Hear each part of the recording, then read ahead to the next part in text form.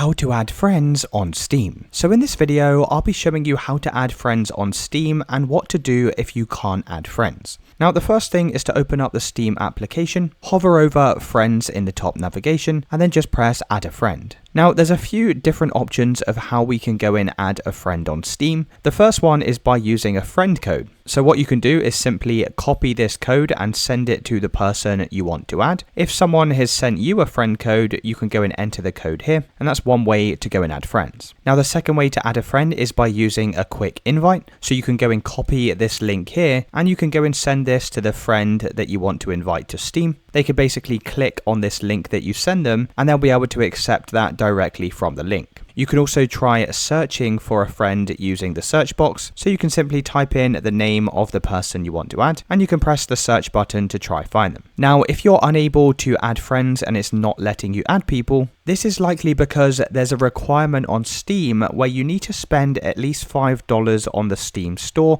before you'll be able to use the add a friend feature. So as long as you've spent at least $5, you should be able to add friends on Steam. Let me know in the comments if you did find this video helpful.